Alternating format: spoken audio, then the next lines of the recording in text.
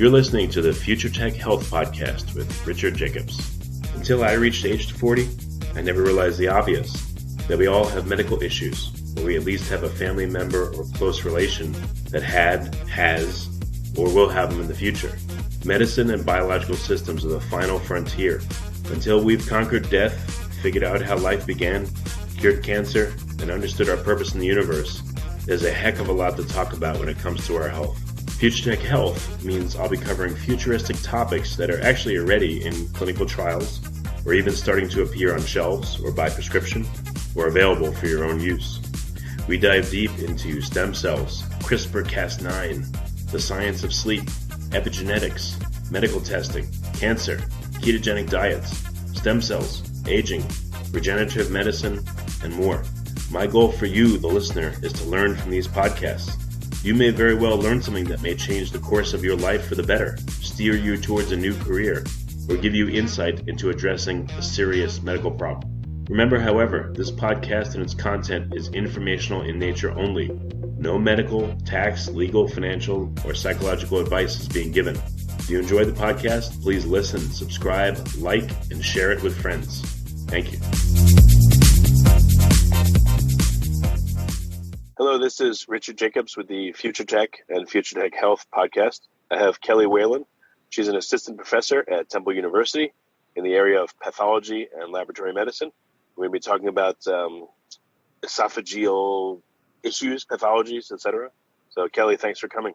Thank you for inviting me to join your program. I really appreciate it. Yeah, if you would, tell me about your work and your research. What's it involve?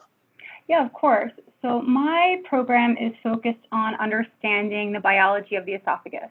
So basically what we want to know is how the esophagus stays normal under homeostatic conditions, and then how those pathways that help to maintain normal go awry in the context of different disease states. We basically focus in this lab on both cancer as well as food allergy in the esophagus. And just for people that, I always think, I have to think for a second, trachea versus esophagus. But I think of like PHAG, phago, or like eating or engulfing. So the esophagus is the tube where the food goes through to your stomach, right? That is correct. It's a tube that connects the mouth to the stomach, and that's pretty much the most thought that anyone ever gives to it until you actually have problems with that. So what kind of problems do people have that affects them there? I find the esophagus to be an incredibly interesting organ because I come from the background of cancer biology, and in the esophagus there are actually two different forms of cancer that can occur. The first is esophageal squamous cell carcinoma, which I'll call ESCC, and that is cancer as you typically think of cancer. And what I mean by that is the epithelial cells that are part of the esophagus undergo malignant transformation. So they go from being normal to being abnormal in response to genetic insults and also environmental insults and the genetics of the individual. So there are some genetic things that will predispose you to it as well. So that's ESCC. But another type of cancer develops there as well, and it's called esophageal adenocarcinoma, or EAC. This is really interesting in that it doesn't arise directly from the esophageal epithelial cells, but those cells are actually displaced in response to acid reflux, which of course many people here in the United States know of and have experience with, unfortunately. But in response to that reflux coming from the lower part of your GI tract into your esophagus, the esophagus isn't used to dealing with that type of environment. So it actually becomes much more like the intestine, and this is called metaplasia. And that tissue change is actually the context in which esophageal adenocarcinoma develops. So I find that to be extraordinarily interesting about this organ. And then in addition to those types of cancer, there's also types of esophagitis, so inflammation in the esophagus that occur. So I mentioned with acid reflux, you'll have esophagitis. There's a separate type of esophagitis termed eosinophilic esophagitis, and this is a type of food allergy. that is clinically characterized by the presence of eosinophils, but manifests in the form of trouble swallowing, trouble eating, which is very similar to what you would see in someone with gastroesophageal reflux disease or GERD.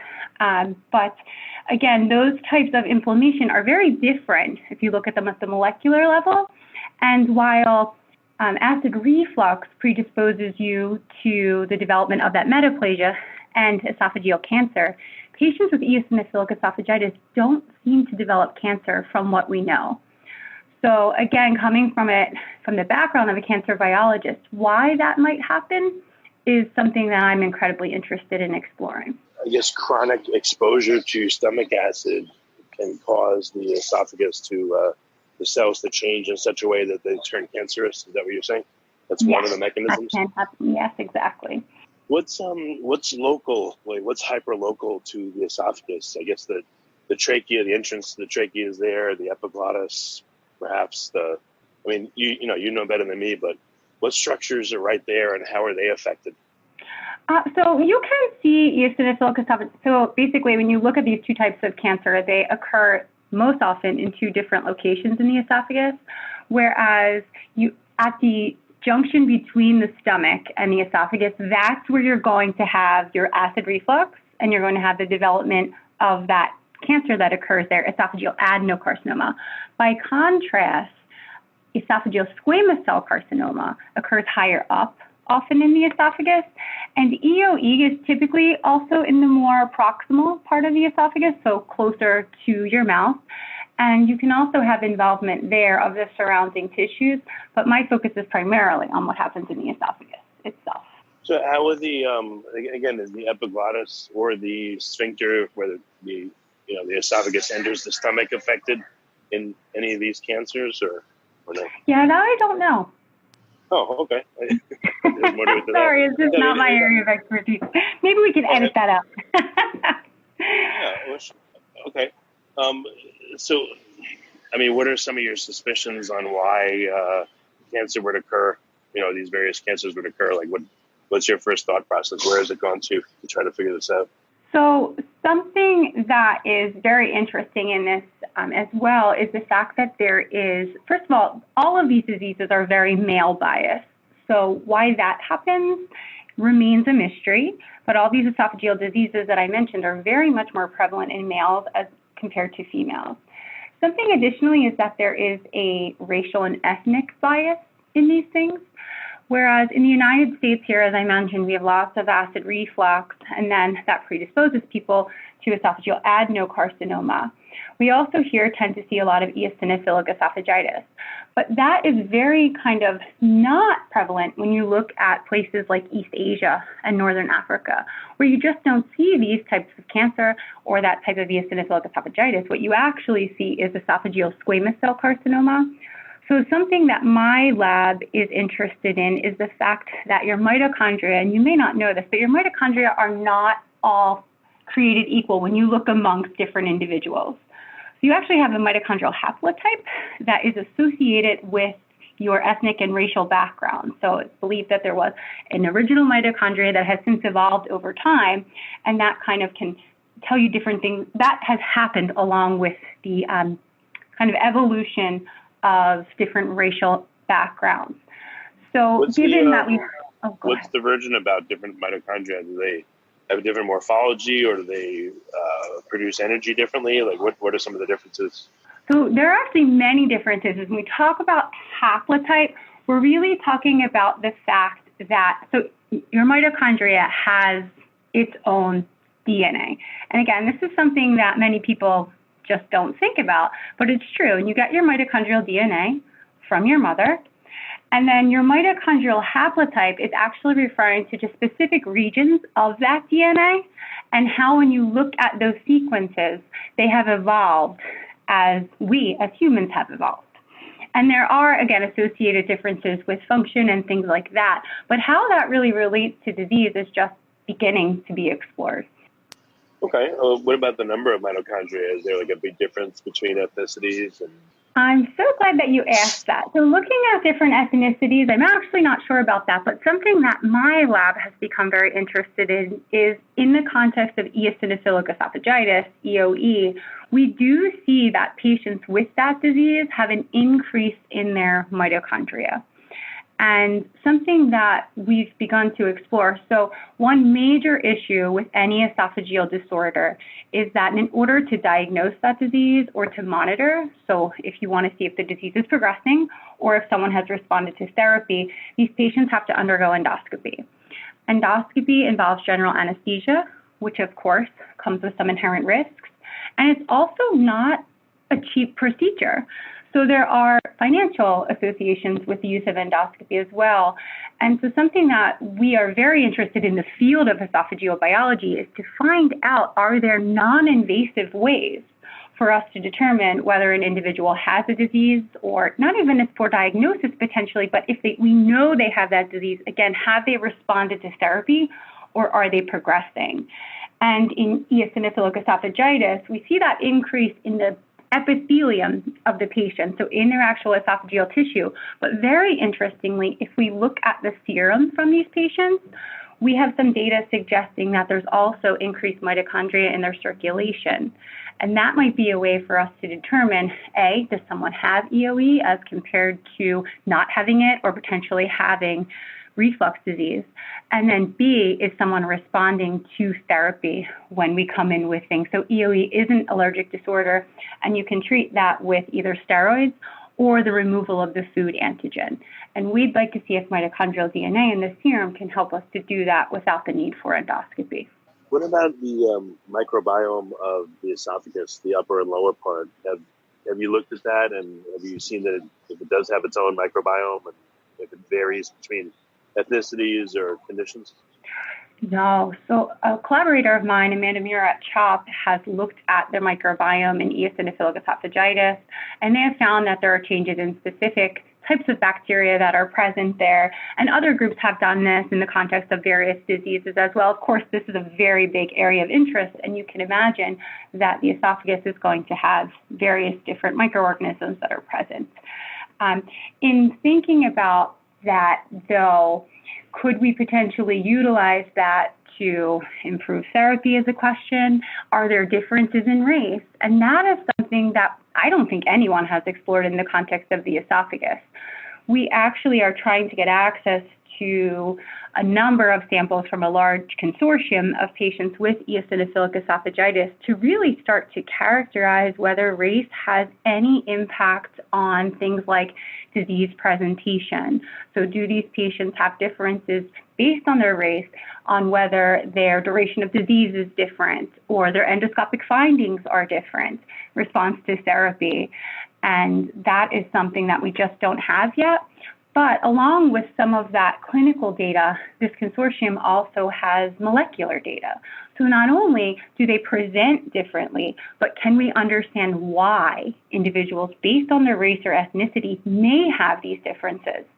And you think about it, you can say, okay, there might be races who have an exacerbated disease, and of course we'd want to understand that. But something that could also happen is you could see some individuals from one ethnic background have a disease that's not progressing. And that is really interesting because then we could study the biology of that and try and apply that to the groups overall, regardless of race and ethnicity.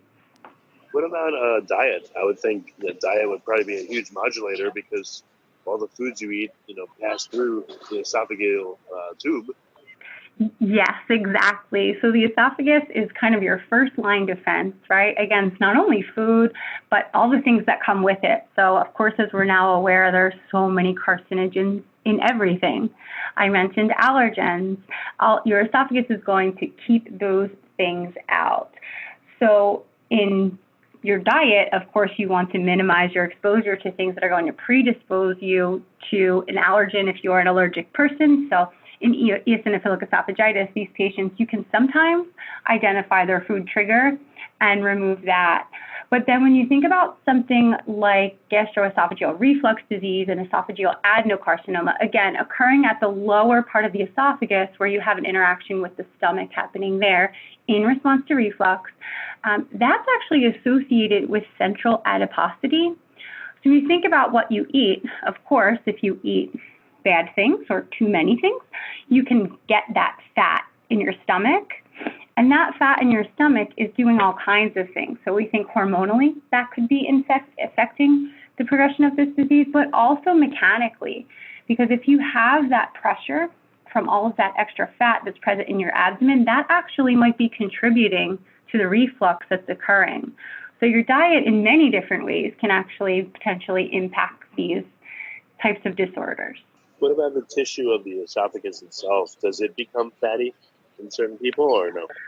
You know, I actually don't know if that happens, but I was just approached about a collaboration to look at the impact of applying fat to esophageal epithelial cells and seeing how that impacts their ability to form a barrier and maintain a barrier. So that's something that another group is working on, and we are kind of assisting them with. Any correlation upstream of you, with dental health, cavities, etc.? Because, when you eat food, for instance, the oral bacteria get entrained in that food, and then they come down the esophagus, for instance. And perhaps with poor oral health or different oral health, maybe that correlates with the esophagus sees. Yes, and that is absolutely true. That does happen. So it's been shown that changes in the oral microbiome can actually affect the risk that you have for developing different types of cancer. And one group is looking at the effect of an oral mouthwash on the microbiome in the context of esophageal adenocarcinoma and gastroesophageal reflux disease. That would be one way that would be phenomenal. Again, it would be very simple and it wouldn't hopefully impact many other things. It would be a healthful way to help deal with that type of disorder. But these things are really in their infancy now.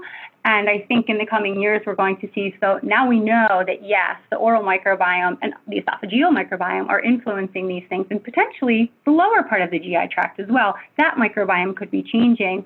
But now the next question is not just characterizing it, but how can we modulate it?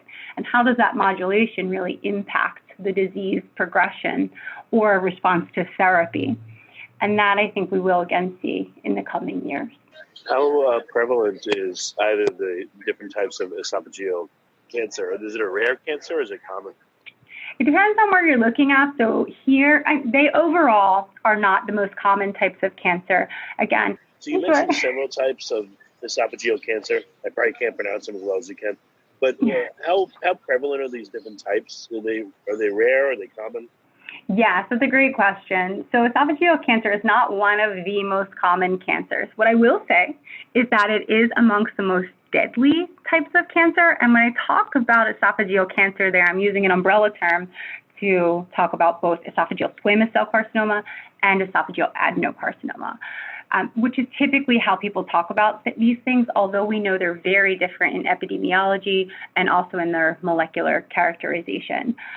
But in terms of their prevalence, it really varies in terms of which part of the world you're looking at. So again, if you look at East Asia and Africa, you're going to have a much higher prevalence of esophageal squamous cell carcinoma, whereas here in the United States, you're going to see much more of the adenocarcinoma.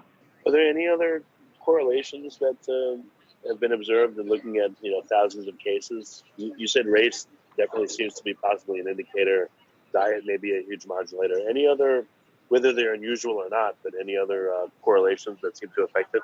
So anything else that would impact your risk, different risk factors, is that what you're asking? Right, risk and actual incidence. Are there any other, does it happen more in men than women, old than young, certain circumstances? So cancer overall, and that's not true for every cancer, but most of all, it's a disease of age, and esophageal cancer is no exception. It's typically happening in about the 6th decade of life. So there's absolutely a correlation with age. These cancers are much more common in men as compared to women. There are also some very interesting risk factors that have been identified. So the consumption of hot beverages is something that in the Asian culture is very common. And there, the consumption of those hot beverages has been associated with increased risk for esophageal squamous cell carcinoma. Now, if that is kind of a heat-mediated damage response that then can cause genetic damage, again, we don't really know the molecular mechanisms that are mediating that, but there are for sure correlations in terms of risk there. Well, a hot drink may not cause genetic damage, but it could cause an inflammatory response and, somewhat damage the cells or just cause an inflammatory response. And that happens every day for years. And, Over and over again, exactly. And I think it's really important for us to understand the inflammatory response in the context of all of this. So I mentioned that esophageal adenocarcinoma is associated with esophagitis. It is GERD, gastroesophageal reflux diseases, GERD. You have reflux, you have inflammation, and then you have that change in the tissue. The tissue then becomes a more intestinalized metaplasia, and you have the development of cancer. So in terms of inflammation, I think that's a very good point. Something that we know is that the inflammatory profiles that occur in the context of those two types of esophagitis that I mentioned are very different. So if you look at someone with acid reflux, they have what's termed a Th1 type response. That's a type of immune response that is initiated there. That gastroesophageal reflux disease, acid reflux, will then allow for the development of a premalignant lesion that can then become esophageal adenocarcinoma. By contrast, patients with eosinophilic esophagitis have often chronic long-standing inflammation that is Th2 based. So Th2 is a type of inflammation that's associated often with allergic responses. And these patients don't seem to develop cancer. So the question that my lab is very interested in addressing is, it's one thing if these patients don't develop cancer, but it's another thing if they're actually protected in some way from cancer. And determining how the Th2 response may actually be mediating some kind of protection is a really interesting idea. And this is not just based on the esophagus. So individuals with allergies have been shown in many epidemiological studies to have a decreased risk for development of different types of cancer. So this inverse correlation between allergy and cancer has long been kind of established in human populations, but we're really not sure about how that might work. And you can imagine if you can determine that this type of inflammation is protective, that could be very powerful, potentially for prevention.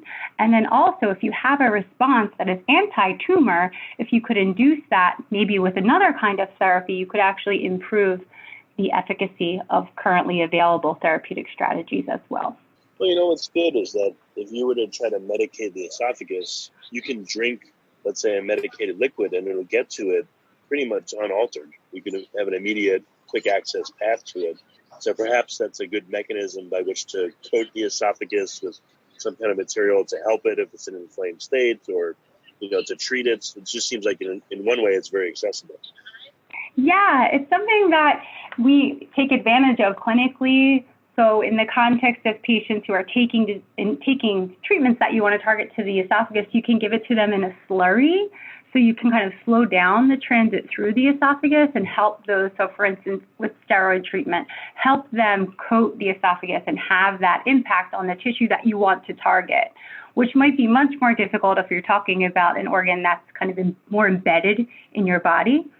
So yes, that's something that we're certainly thinking about and trying to leverage that accessibility, as you mentioned. It's also a fantastic thing from the research perspective because although I mentioned endoscopy is something that is not fun for patients and also is expensive, it is routinely used. So we do get a lot of access to human tissues, which again, talking about something that's deeper within your body, you wouldn't have access to that. So I really appreciate that. And of course, all of the patients who volunteer to enroll in our studies. I know this is probably a basic question, but is the esophagus where peristalsis happens to move food along? And if so, are there different transit times for different kinds of foods, even at this stage of digestion? That's a very interesting question. I am not the person to address it. So I can tell you peristalsis happens in the esophagus, and you can actually measure swallowing. I'm not a clinician, so I don't do that myself, but they can look at transit through the esophagus. And I know this because our group is very interested in how the esophagus changes with age. So one of the main complaints that people see as patients come in who are older is they have some issue with swallowing or eating. And we have some data that the epithelial tissue of the esophagus does change with age. And we want to determine how that might be impacting things like, as you mentioned earlier, cancer incidence decreases with age. We also know that eosinophilic esophagitis is going to go from an inflammatory phenotype to a fibrotic phenotype with age. So how is the epithelium contributing to that? And something that I maybe haven't kind of brought up yet is I talk about the epithelium a lot because I'm in epithelial biology, but there are also other types of cell types that are present in the esophagus. So when you think about things like motility or movement through the esophagus, nerves are going to be involved with that. All of this probably holistically is going to be affected, but we're really interested in that epithelial biology and how that changes during the course of age and different disease conditions. What do you see as some upcoming possible breakthroughs in treatment of esophageal cancers? Anything on the horizon that looks promising? That's a good question. I think the microbiome modulation is something that really could become important as we kind of progress in looking at esophageal cancer therapy. In terms of the adenocarcinoma, which is developing when you have gastroesophageal reflux disease, one thing that I mentioned to you is this metaplasia occurs. That metaplasia is termed Barrett's esophagus. There is a term for that. And when you have this condition, Barrett's esophagus, it does predispose you to cancer, but not everyone progresses to cancer. And one of the key questions in the field is, can we find out who is going to progress and who is not going to progress? Because you can imagine then those people who are likely not to progress will be monitored and treated very differently than those who we know have a high affinity towards progression. And I think that that is something, if we can find that out, is going to have a big impact in terms of how these types of patients are treated. Why is esophageal cancer so deadly? Maybe it's a stupid question, but is it because of metastasizes? It's a great question. It is a great question. This type of disease is very deadly for several reasons. One is there's frequent metastasis, as you mentioned. There's also going to be just an inherent lack of response to existing therapies. So when you think about something like breast cancer, there are targeted therapies that are known to work there. So independent of things like chemotherapy and radiation therapy, which are very broad, you can say, I know that there's overexpression of a particular receptor, and I can target that receptor, and we can hopefully resolve the tumor. And those have been pretty effective. But in the context of esophageal squamous cell carcinoma, about 25% of the patients have EGF receptor. That actually might be an underestimation. A large portion of these patients are going to have EGF receptor. So a particular receptor that we know, it's epidermal growth factor receptor, we know that it's up in these patients. But therapies targeted to that don't have an effect like they do in breast cancer, where those types of therapies are also used. When you put them into patients with esophageal squamous cell carcinoma, why? We don't know why that's happening. If you think about that very basically, this should work, but it doesn't. So understanding mechanisms of resistance is something that is one of those things when you mentioned, how can we figure out what the next thing is that's going to make a change? That's one thing. If we can figure out why these are so resistant, not only to these targeted therapies, as I mentioned, because there are none that are FDA approved right now, but things like chemo and radiation, patients just tend not to respond that well to them. Another thing is these diseases are typically going to be diagnosed at a late stage. So people will come in with esophageal cancers when they have trouble eating, trouble swallowing, and by that point, your tumor is pretty far progressed usually. So as we know in cancer biology, if you can catch something earlier, that's much better. but that just doesn't tend to happen in these types of cancer. Well, very good. What's the best way for people to find out more, to look at research papers or check out what you're doing? Oh, sure. So I am on both Instagram and Twitter at @LabWhelan. And I also am amenable to being contacted via email as well. So on the Temple page, there is going to be my email address. And I am incredibly excited to have any opportunity to talk about my research. So if anyone wants to reach out to me, please do. That's great, Kelly. Thank you for coming on the podcast. I appreciate it.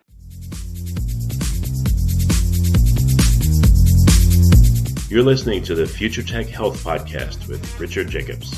Until I reached age 40, I never realized the obvious, that we all have medical issues, or we at least have a family member or close relation that has, or will have them in the future.